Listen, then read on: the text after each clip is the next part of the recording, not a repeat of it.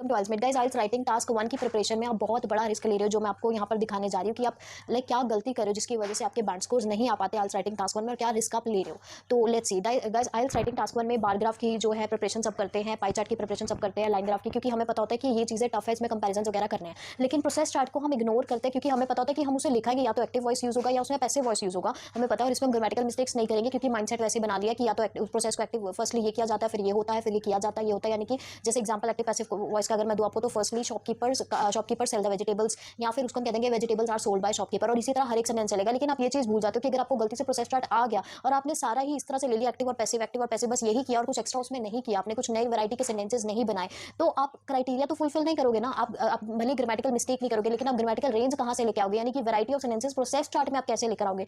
इस प्रॉब्लम को मैं सॉल्व करने वाली हूँ। प्रोसेस चार्ट का पूरा टेम्पलेट आपको दूंगी, जिसमें वैरायटी ऑफ सेंटेंसेस अलग अलग तरह से कैसे हम जो है प्रोसेस अलग अलग स्टेप्स को, प्रोसेस के अलग अलग स्टेजेस को प्रेजेंट कैसे कर सकते हैं, और बहुत ही अल्टीमेट लाइंस है। इस वीडियो को पहले ही लाइक कर दो, बिकॉज आपको पता है रेडीमेड लाइंस कितनी अच्छी क्वालिटी की मैं प्रोवाइड करती हूँ आपको, और उसका यूज भी बताती हूँ कि आपने उसे यूज एक्जैक्टली कैसे करना है। देखो, जो फर्स्ट 3 लाइंस है ये वाली, ये कॉमन है, लेकिन फिर भी प्रोसेस स्टार्ट करने के लिए आपको ऑब्वियसली ये यूज करनी है, तो मैंने यहाँ पर दिया। उसके बाद जो है मैं अच्छे लेवल की लाइंस आपको बता रही हूँ। फर्स्ट 3 लाइंस यहाँ पर ये दी है, process consist of main stages, process starts with, begins with, तो ये सब ओवरऑल में आप लिखते हो, ठीक है, कि स्टार्ट यहाँ से होती है, जो है, और एंड यहाँ पर होती है, ठीक है ना। कैन बी डिवाइडेड इनटू कितने स्टेप्स हैं, डिवाइडेड इनटू 8 स्टेप्स, तो ये कॉमन है। उसके बाद देखिए गाइस, हमने क्या किया यहाँ पर, किस तरह के हाई लेवल के सेंटेंसेस हैं। जैसे अब फॉर एग्जांपल पोटैटोज को पील ऑफ किया जा रहा है, तो firstly first stage involves peeling of potatoes, तो यहाँ पर इन्वॉल्व्स जब आपने लिखना है, इन्वॉल्व फर्स्ट स्टेज में इन्वॉल्व है पोटैटो का पील होना। यहाँ पर मैं ये नहीं कह रही कि पील किया जाता है, पैसे वॉइस हम सब लिख लेंगे पोटैटोज आर पील्ड ऑफ, ये नहीं लिखना, इन्वॉल्व्स पीलिंग ऑफ पोटैटोज। तो यहाँ पर आपने रूल भी साथ साथ लिखते जाना है, नोट डाउन करते जाना है, वर्ब की first form plus ING involve के बाद आएगा। The first stage involves peeling of potatoes, okay.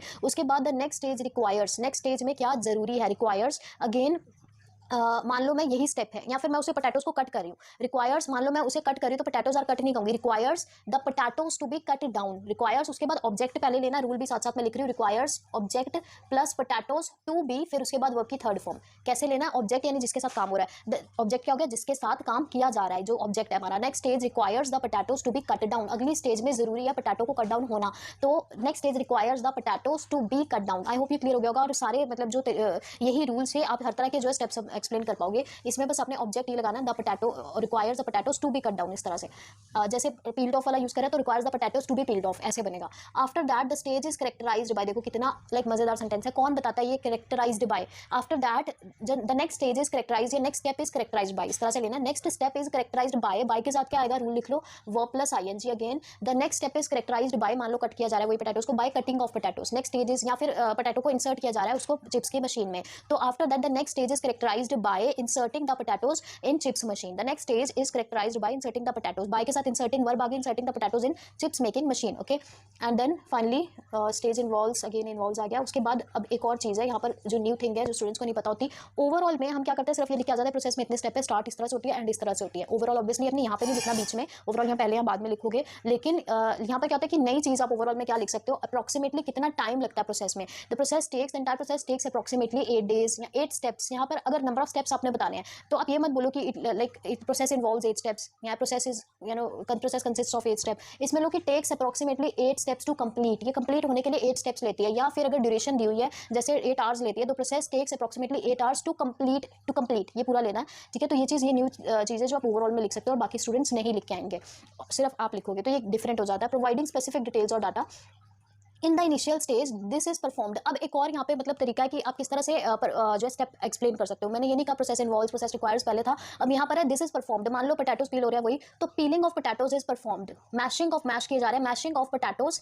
लगा देना है, उसके बाद इज परफॉर्म्ड लास्ट में लगा देना। और स्टार्ट कैसे होगा, in the initial stage verb plus ING से ही स्टार्ट होगा, mashing of potatoes is performed, perform किया जाता है, मैशिंग, ठीक है। तो इस तरह से भी ले सकते हो। उसके बाद टेक्स प्लेस और कैरिड आउट, ये दोनों भी ऐसे यूज करने हैं। Mashing of potatoes takes place, यहाँ peeling of potatoes takes place, peeling होती है, की जाती है की बजाय होती है ले ली, यानी कि पैसिव वॉइस यहाँ पर भी मैंने नहीं लिया, मैंने लिया की जाती है की बजाय, piling of potatoes is done की बजाय टेक्स प्लेस होती है, ये एक्टिव वॉइस में बन जाएगा। फिर की जाती है इज डन अगर आप लेते तो पैसिव वॉइस में बन जाता है, एक्टिव में क्या हो गया, टेक्स प्लेस होती है, इज कैरिड आउट भी ले सकते हैं। अब यहाँ पर है कॉज एंड इफेक्ट, एक और यहाँ पर टिप है। अगर आपको लग रहा है कि जो पहला स्टेप है वो रीजन है और उसके बाद वाला स्टेप इफेक्ट है, यानी कि पहले स्टेप की वजह से बाद वाला स्टेप कुछ हुआ है, मान लो पोटैटो को छीला गया, उसके बाद वो ब्लैक हो गए, अपने आप पड़े पड़े ब्लैक हो गए, तो peeling of potatoes results in blackishness as a result of peeling of potatoes comma, potato को पील होने की वजह से ब्लैक हो गए वो, as a result of peeling of potatoes comma it blackishness of the potatoes occurs, blackishness हो जाती है, they turn black, as a result of it they turn black. यानी कि वो अगर आप वो रिलेशन दो सेंटेंसेस में निकालोगे ना कि ये कारण है इसकी वजह से ये हुआ है, तो अगेन मतलब आपने वो कुछ पेक्यूलियर चीजें देखनी है ना कि जिसकी वजह से आप अलग रहो दूसरे स्टूडेंट से जो आम चीजें लिख कर आएंगे। तो एक मिनट, रिजल्ट वाले जो लाइंस हैं, यस लीड्स टू उसमें आप यूज कर सकते हो, peeling of potatoes leads to blackishness of the colour.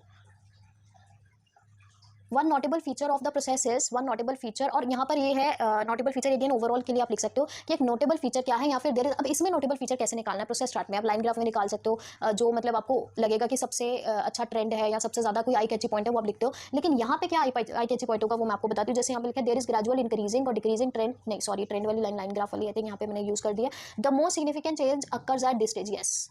अब प्रोसेस जब होती है तो चेंजेस होते हैं प्रोडक्ट के अंदर, तो सबसे सिग्निफिकेंट चेंज जो है चिप्स मेकिंग में क्या होगा कि जब वो मशीन में पोटैटो डाला और निकला बाहर चिप्स, तो हम कहेंगे the most significant change occurs at the fourth stage when the peeled potatoes turn into chips by inserting in the machine, and when the peeled potatoes are inserted in the machine and come out as chips। कि ये सबसे बड़ा change तब हुआ जब when के बाद अपने अपना स्टेप बताना है, when के बाद अपना स्टेप लिखना है कि सबसे बड़ा चेंज तब हुआ, the most significant change occurs when the peeled potatoes are inserted in the machine, जब peeled potato को डाला जाता है and they come out as chips, और तो सबसे बड़ा चेंज तब निकल के आता है, तब भारत। तो सॉरी इसको मैंने ओवरऑल में आपको बताया, ये जो लाइन मैंने एग्जांपल में दी ओवरऑल में नहीं, आप बीच में यूज करोगे जब आप अपना स्टेप बताओगे, वो जो मोस्ट सिग्निफिकेंट आपको स्टेप लगेगा तो आप उसको इस तरह से इंट्रोड्यूस कर सकते हो अपने प्रोसेस चार्ट के अंदर, इस तरह से एक्सप्लेन कर सकते हो, ओवरऑल में नहीं, ठीक है। अनलाइक अब यहाँ पर आप कहोगे कि कंपैरिजन यहाँ पे कैसे करें, अगर आपको दे दिया गया कि कंपेयर करो, लेकिन आप लाइक इंस्ट्रक्शंस में दिया गया तो आपको प्रोसेस चार्ट में क्या कंपेयर करना है, तो उसमें भी आप थोड़ा बहुत कंपैरिजन कर सकते हो। जैसे यहाँ पर लिखा है unlike previous stage current stage involves, तो प्रीवियस के कंपेयर, अनलाइक प्रीवियस स्टेज का मतलब प्रीवियस के जैसे नहीं, प्रीवियस के जैसे नहीं, उसके बाद करंट स्टेज इन्वॉल्व के बाद वही सिंपल स्टेप लिख देना जो भी आपका करंट स्टेज का स्टेप होगा कि प्रीवियस के बजाय इसमें ये है, पहले में ये था लेकिन इसमें ये है, दोनों अलग अलग है, तो एक कंपैरिजन ही हो गया। In contrast to previous stage the next stage requires, आगे वही स्टेप। उसके बाद अगर आपको सिमिलर लग रहे हैं दो स्टेजेस, तो this stage 1 and stage 2 share similarities in terms of mode of handling। जैसे अगर मैनुअल है स्टेज 1 और 2 दोनों और बाकी आगे ऑटोमेटिक है, तो आप कह सकते हो stage 1 and 2 both are manual, जबकि अदर जो है वो ऑटोमेटिक है। तो यहाँ पर क्या हो गया, कंपैरिजन हो गया, स्टेज 1 और 2 की सिमिलरिटी बता दी और बाकियों के साथ उसे कंपेयर भी कर दिया कि बाकी ऑटोमेटिक है। तो ये कुछ डिफरेंट चीजें जो अपने प्रोसेस चार्ट में आप लेकर आ सकते हो और उससे भी ग्रामेटिकल रेंज एंड एक्यूरेसी में बैलेंस दिलवा सकते हो, ठीक है। And guys please like this video, because like करने से ही वीडियो को बूस्ट मिलेगा, and you can share this with your friends who are doing IELTS, जो कुछ डिफरेंट चाहते हैं एंड जो इंस्टीट्यूट में नहीं बताया जाता।